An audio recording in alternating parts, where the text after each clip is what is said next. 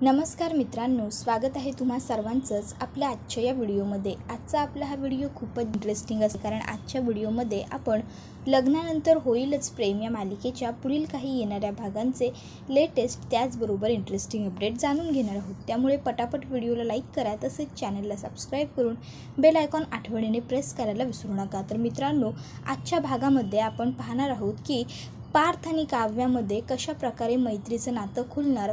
काव्याची मदत करत पार्थने जिंकलं काव्याचं मन, तर दुसरीकडे आता जीवाने नंदिनीला त्रास देत असणाऱ्या दीपकला पुन्हा एकदा पकडून चांगली धुलाई करत पोलिसांच्या ताब्यात देऊन आता वसू हत्याची बँड वाजवली। आता नेमकं काय घडतं आणि कसं घडतं हे सगळं जाणून घेण्यासाठी तर तुम्हाला आपला आजचा हा व्हिडिओच पूर्ण पाहावा लागेल। त्यामुळे अजिबात वेळ वाया न घालवता सुरुवात करूया आपल्या आजच्या एपिसोडला, म्हणजेच लग्नानंतर होईलच प्रेम या मालिकेच्या आजच्या लेटेस्ट त्याचबरोबर इंटरेस्टिंग व्हिडिओला।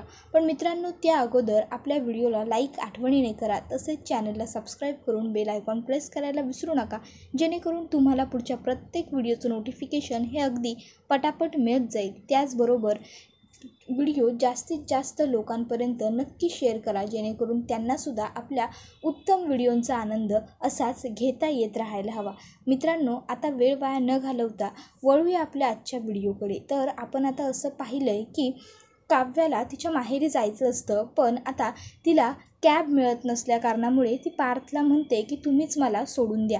आता वसू हत्या मुद्दामून काव्याला अडवण्याचा प्रयत्न करते, पण काव्या त्यांना ठणकावून सांगते की मी काव्य आहे, मी कधीही कोणाची परवानगी घेत नाही, मला जे वाटेल मी ते आणि तसंच करते। त्यानंतर आता पार्थ आणि काव्या हे दोघंजणं जात असताना काव्या ही गाडीत मागे बसलेली असते, तर पार्थ हा पुढे बसलेला असतो। आता पार्थ काव्याला म्हणत असतो की तू पुढे बस, पण काव्या म्हणते काही गरज नाही आहे, आणि मग ती जाऊन मागे बसते। आता पार्थ हा तिला म्हणत असतो की आपण दोघं तुझ्या आईवडिलांना भेटायला जाऊयात घरी। त्यावर काव्या म्हणते तुम्हाला येण्याची काहीच गरज नाही आहे, मला फक्त ड्रॉप करा आणि तुम्ही तुमच्या ऑफिसला निघून जा, तसंही तुम्हाला उशीर होईल। त्यावर पार्थ म्हणतो नाही, माझी एवढ्या ऑफिसची काळजी तुम्हाला करायची गरज नाही आहे, कारण जहागीरदार काकांना मी कॉन्टॅक्ट करतो, त्यांना सांगतो।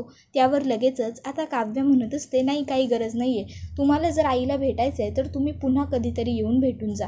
त्यावर पार्थ म्हणत असतो पण म्हणजे आज एवढा त्यांच्या दारापर्यंत जाऊ आणि परत मागे येऊ का बरं, आज भेटलं तर काय प्रॉब्लेम होईल। त्यावर काव्या म्हणत असते आपण दोघंजणं जोडीने बघायला आलोय तिला, असा काहीतरी फालतू गैरसमज होईल तिचा, आणि मला ते झालेलं अजिबात नको आहे, कळतंय तुम्हाला। त्यामुळे तुम्हाला जर आईला भेटायचं असेल तर तुम्ही पुन्हा कधीतरी येऊन भेटून जा, आज तुम्हाला जाण्याची काहीच गरज नाही आहे, आज मी तिला भेटायला जाते तेवढं पुरेसं आहे, आणि जर आपण एकत्र तिकडे गेलो तर नंतर तुम्हालाही ऑकवर्ड होईल आणि मलाही ऑकवर्ड होईल, म्हणून म्हणते। त्यावर पार्थ म्हणतो बरं ठीक आहे, तुम्ही जरा 5 मिनटं गाडीतच बसा, मी आलोच, एवढं बोलून पार्थ गाडीतून खाली उतरतो। आता कुठे गेलाय पार्थ हे त्याने सांगितलेलं नसल्या कारणामुळे काव्या ही गाडीतून खाली उभी राहून त्याची वाट पाहत असते। इतक्यात समोरून काही मुलं येतात। आता एकटी मुलगी रस्त्यात उभी आहे म्हटलं की कोणीही फायदा घेण्याचा प्रयत्न हा करणारच, त्यामुळे आता ती मुलं काव्याला छेडण्याचा प्रयत्न करतात। ती काव्याच्या जवळ येतात आणि बापरे, एवढी चांगली गाडी आहे, एवढा चांगला माल आहे असं म्हणतात। काव्य त्यांच्याकडे बघते तर ती मुलं म्हणतात अहो गाडीबद्दलच बोलतोय आम्ही। त्यानंतर आता ती काव्याच्या जास्त जवळ येतात आणि तिच्याबरोबर फालतूपणा करण्याचा प्रयत्न करतात। त्याबरोबर त्या ठिकाणी आता पार्थ आलेला असतो। पार्थ या गोष्टी बघतो आणि आता त्या गुंडांची चांगली धुलाई कुटाई करत असतो। आता मात्र पार्थ त्यांना भरपूर कुटतो, मग काव्य शेवटी मध्ये पडते आणि आता त्यांचा जीव घ्याल तुम्ही, पार्थ थांबा, शांत व्हा असं सांगते। त्यानंतर आता लगेचच इकडे पार्थ हा त्यांना सांगत असतो की ती माझी बायको आहे, पुन्हा जर तिच्या नादी लागलात तर लक्षात ठेवा, आणि काय समजता रे स्वतःला, दुसऱ्या रस्त्यावरच्या मुली म्हणजे तुम्हाला काय वाटतात, स्वतःला आई बहिणी नाही आहेत का दुसऱ्यांच्या मुलींना असा त्रास देताना। त्याबरोबर लगेचच आता त्यातला एक जण विचारतो तू एवढ्या हिच्या बाजूने का बोलतोय, ही कोण आहे तुझी, कशाला मध्ये पडतोय आमच्या, आम्ही आमचं बघून घेऊ। त्यावर पार्थ त्यांना सांगत असतो माझी कोण आहे, माझी बायको आहे। त्याबरोबर लगेचच आता ते गुंड म्हणायला लागतात की सॉरी भाऊ, अहो वहिनींना काही मदत लागेल तीच विचारायला आम्ही आलो होतो, पण आता तुम्ही इथे आलाय ना म्हणजे आमची गरज नाही आहे, आम्ही निघतो। त्यावर पार्थ म्हणतो नाही निघाच, निघाच तुम्ही आता, नाहीतर तुम्हाला घालवण्यासाठी किंवा तुमची पाठवणी करण्यासाठी मला इथे पोलिसांना बोलवावं लागेल, निघा. त्याबरोबर लगेचच आता ते गुंड तिकडनं निघून गेलेले असतात. तर पार्थ काव्याला ओरडतो. तो तिला म्हणत असतो, गाडीमध्ये बसून राहा, असं सांगितलं होतं ना तुम्हाला, लगेच खाली उतरण्याची काय गरज होती. त्यावर काव्या म्हणते, सॉरी, मी तुमचीच वाट. त्याबरोबर मात्र पार्थच्या लक्षात येतं की आपण काव्याला ओरडतोय आणि मग तो स्वतःवरती कंट्रोल करत म्हणतो की तुमच्याच सेफ्टीसाठी सांगितलं होतं, दुसऱ्याने सांगितलेलं कधीतरी ऐकायचं असतं. आणि मग आता पार्थ हा काव्याला गाडीमध्ये बसवून घेतो. त्यानंतर काव्याच्या लक्षात येतं की आपण उगाच पार्थबरोबर खूप रूढ वागतोय. आणि मग ती पार्थला म्हणते, तुम्हाला आईला भेटायला घरी यायचं होतं ना. त्यावर पार्थ म्हणतो, पण तुम्ही म्हणताय ना की मी आत्ता नको येऊ तुमच्याबरोबर म्हणून, तर काही हरकत नाही, मी जाऊन नंतर भेटून घेईन त्यांना. त्यावर काव्या म्हणते, नाही कशाला, आता अनायसे जातायच तिकडे तर भेटून घ्या तुम्ही आईला. त्यावर पार्थ म्हणतो, बरं ठीक आहे, मग तुम्ही जरा मला तुमचा फोन द्याल का, माझ्या फोनची बॅटरी डेड झाली आहे. मला खरं तर जहागीरदार काकांना सांगायचं होतं की मला कामावर उशीर होईल म्हणून यायला, पण आता मी तुमच्या फोनवरून त्यांना कॉल करत नाही, मी जीवाला सांगतो, जीवा सगळं मग तिकडे जाऊन मॅनेज करेल. त्यावर काव्य आधी तर फोन करायला ना नुकूर करत असते, पण पार्थ तिला म्हणतो, मी तुमची एवढी मदत केली, तुम्ही माझ्यासाठी एवढं नाही करू शकत. आणि मग मात्र काव्याचा नाईलाज होतो आणि काव्या जीवाला कॉल करून पार्थच्या हातामध्ये देते. आता लगेचच जीवा काव्याचा फोन बघतो आणि रागातच फोन उचलून म्हणतो, सारखे सारखे फोन करू नकोस, मला सांगितलं ना तुला एकदा आपल्यातलं सगळं संपलं आहे म्हणून. त्यावर लगेचच पार्थ जीवाला विचारायला लागतो, जीवा काय रे, कोणाशी बोलतोयस. त्यावर जीवा म्हणायला लागतो, पार्थ दादा, मी ते मित्र, अरे ते काय झालं, मघापासून माझा एक मित्र मला सतत कॉल करतोय, आमचं थोडंसं भांडण झालं आहे. थोडंसं कसलं, आमचं एक खूप मोठ्या विषयावरती भांडण झालं आहे आणि तो मला सतत आता कॉल करून सॉरी म्हणत आहे. त्याची चूक होती हे त्याच्या लक्षात आलं आहे, पण तो खूप चुकीच्या पद्धतीने माझ्याशी बोलला म्हणून मी त्याला सांगत होतो आणि नंबर न बघताच मी फोन उचलला, असं म्हणायला लागतो. त्यावर पार्थ म्हणतो, बरं ठीक आहे, होऊ शकतं कधीतरी रागाच्या भरात असं, पण हे बघ जास्त उगाच चिडचिड करू नकोस, जरा रिलॅक्स हो, शांत राहा, आधीच तुझी तब्येत बरी नाही आहे. त्यावर लगेच जीवा म्हणतो, हो दादा, मी काळजी घेतो. बरं मला सांग, तू काव्याच्या फोनवरून मला फोन कसा केलास. त्यावर पार्थ सांगत असतो की अरे काही नाही, माझ्या फोनची बॅटरी डेड झाली म्हणून मग काव्याला म्हणलं तुमचा फोन द्या. बरं ऐक ना, जरा ऑफिसला जा आणि सगळं मॅनेज कर, मी आज काव्याबरोबर तिच्या आईला भेटण्यासाठी चाललो आहे. आता काव्याबरोबर चाललो आहे हे ऐकून जीवाला थोडं वाईट वाटतं, पण तरीसुद्धा जीवा काही न बोलता म्हणतो, हो दादा चालेल ना, मी लगेचच ऑफिसला जातो. आणि मग जीवा आता फोन कट करून ऑफिसला जायला निघालेला असतो.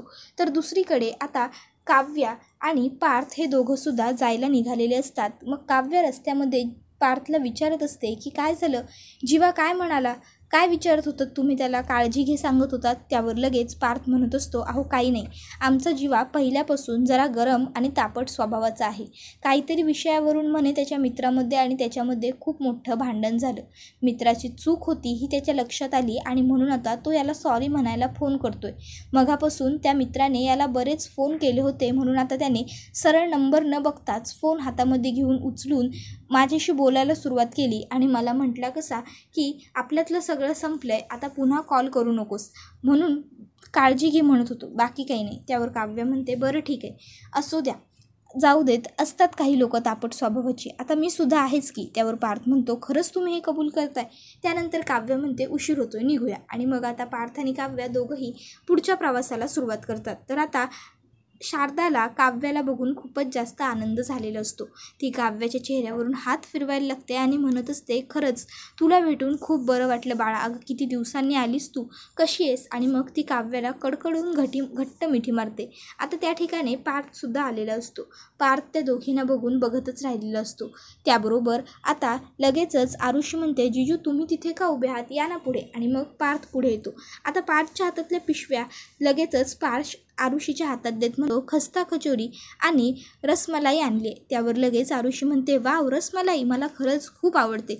तर लगेचच बाबा म्हणतात, आणि खस्ता कचोरी मला सुद्धा आवडते. त्याबरोबर लगेच पार्थ काव्याकडे बघतो. तर काव्य म्हणत असते, बाबांना दुधाचे पदार्थ नाहीच आवडत आणि काव्याला आरुषीला सुद्धा खस्ता कचोरी नाहीच आवडत. त्या दोघांनी वेगवेगळे पदार्थ निवडले. त्यावर पार्थ म्हणतो, तेच तर पण मी आणलेले पदार्थ शेवटी वाया जाणार नाही आहेत. त्यानंतर आता लगेचच आरुषी म्हणते, म्हणजे नक्की काय म्हणायचं आहे तुम्हाला? मग पार्थ हा लगेचच तिला सांगतो ते काय झालं. त्यावर लगेच आरुषी म्हणते, जिजू अहो या ना, बसा, आपण बसून गप्पा मारूया, उभ्यानी का बोलताय? त्यानंतर आता लगेचच पार्थ आणि आरुषी तिथे बसतात. तर शारदा म्हणते, मी तुमच्यासाठी काहीतरी खायला घेऊन येते आणि कॉफी घेऊन येते. आता पार्थ आधी तर नको म्हणत असतो, पण शारदा जास्त जबरदस्ती करते आणि काव्याला म्हणते, तूही माझ्याबरोबर किचनमध्ये चल, त्याच बहाण्याने आपलंही थोडं बोलणं होईल. त्यावर लगेच आता काव्या ही शारदाबरोबर किचनमध्ये आलेली असते. तर आता शारदा ही तिला म्हणत असते, तू घरी कोणाला काही सांगितलं नाहीस ना? त्यावर शारदाला लगेचच काव्या ही मानेनेच नकार खुणवते. त्यावर आता शारदा म्हणत असते, मला याच गोष्टीचं खूप टेन्शन आलं होतं की जर तू घरी कोणाला काही सांगितलंस तर काय होईल, किती मोठा अनर्थ घडेल. त्याबरोबर पुढे ती म्हणत असते, तू खूप मोठा अनर्थ टाळलास बाळा, नाहीतर मला जगण्याची इच्छाच उरली नसती. त्यावर काव्या ही डोक्याला हात लावत म्हणते, आई अगं काय बोलतेस तू? त्यावर लगेच आई म्हणते, हो बाळा, मी जे बोलते ना ते योग्यच आहे.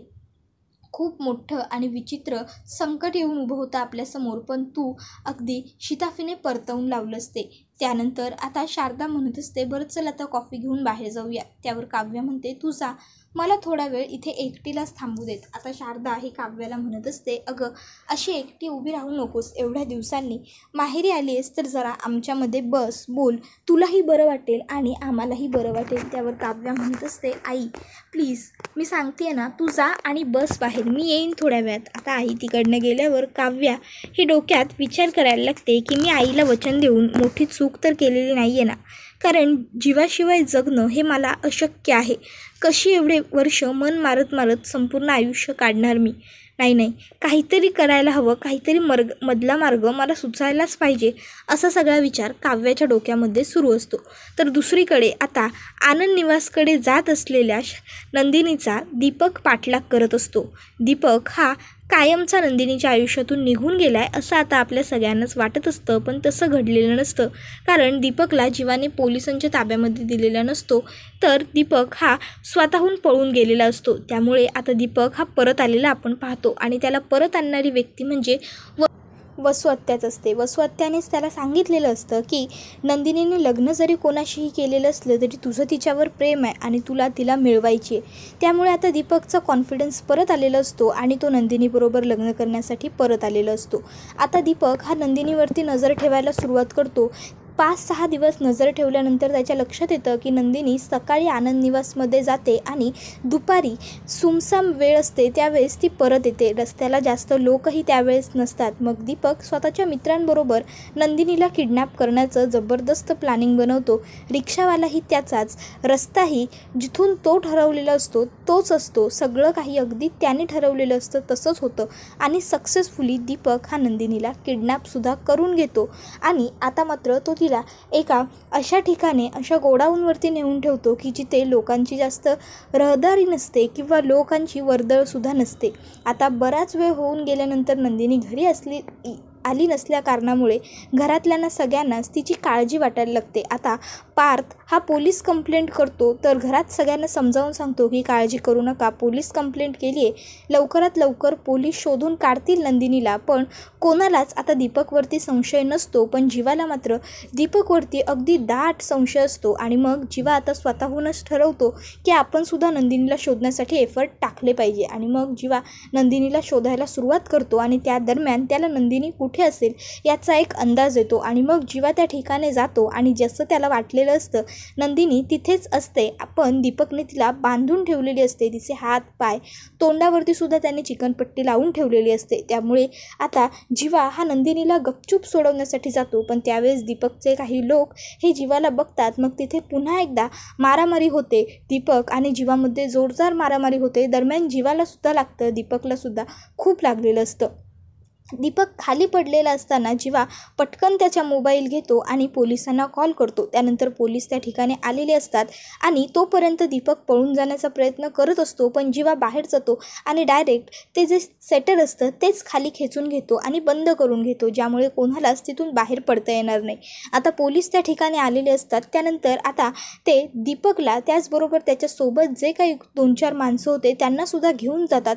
आणि आता मात्र वसुहत्याला भीती वाटत असते की की जर पोलिसांना खरं कळलं तर खूप मोठा प्रॉब्लेम होईल. तर दुसरीकडे आता पार्थ आपल्यासाठी एवढे सगळे एफर्ट घेतोय, आपल्या बहिणीला शोधण्यासाठी सुद्धा त्याने एवढी मदत केली, पोलीस कंप्लेंट केली, त्याचं व्यतिरिक्त त्याने आपल्या दुसऱ्या माणसांना सुद्धा कामाला लावलं.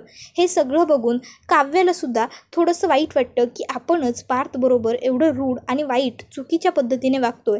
आपल्याला जसं हे लग्न मान्य नाही, आपल्यावर जशी जबरदस्ती झाली होती लग्नासाठी, तशीच पार्थवरती सुद्धा जबरदस्ती केलीच होती घरच्यांनी. मी प्रत्येक गोष्टीचा दोष पार्थला देऊन उपयोग नाही, कारण पार्थने मला अगोदरच विचारलं होतं की तुझ्या मनात कोणी दुसरी व्यक्ती आहे का, पण त्यावेळेस मी त्यांना या गोष्टीसाठी नकार दिला होता. त्यामुळे त्यांना खरं काय आहे हे माहीतच नाही, त्यामुळे त्यांची या सगळ्यात काही चूक नाही आहे. मी उगाचच्या उगाच प्रत्येक वेळेस सगळ्या गोष्टींचा दोष त्यांना देऊन चूक केली आहे. आता मात्र काव्याच्या मनातसुद्धा पार्थबद्दल सॉफ्ट कॉर्नर तयार झालेला असतो. तर दुसरीकडे दीपकने पोलिसांची मस्त धुलाई कुटाई करायला सुरुवात केलेली असते आणि त्याच्याकडून खरं वधवून घेण्याचा प्रयत्न पोलीस करत असतात. आणि त्यानंतर आता दीपकने पोलिसांसमोर खरं सांगितलेलं असतं की मला परत आणणारी व्यक्ती वसुहत्या आहे, म्हणजेच जीवाची आत्या आणि नंदिनीची आतेसासू. आता हे ऐकल्यानंतर पोलिसांना खूप मोठा धक्का बसतो.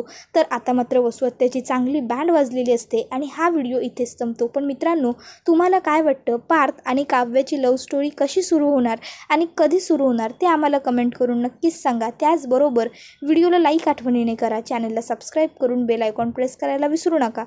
आपला व्हिडिओ जास्तीत जास्त कुटुंबियांपर्यंत तसेच मित्रपरिवारांबरोबर नक्की शेअर करा, जेणेकरून त्यांनासुद्धा आपल्या व्हिडिओंचा असाच उत्तम पद्धतीने आनंद घेता येईल. आणि व्हिडिओला लाईक आठवणीने करा, तसंच चॅनलला सबस्क्राईब करून बेल आयकॉन प्रेस करा, जेणेकरून पुढच्या प्रत्येक एपिसोडचं नोटिफिकेशन हे तुम्हाला पटापट मिळत जाईल. त्याचबरोबर आता जीवाने नंदिनीला सोडवून तर आणलेला आहे, पण दीपकने तिचा पाठलाग कायमसाठी सोडला असेल का, की पुन्हा एकदा पोलिसांच्या ताब्यातून सुटून आल्याच्या नंतर दीपक नंदिनीच्या पाठी पडेल? तुम्हाला काय वाटतं ते कमेंट करून सांगायला विसरू नका.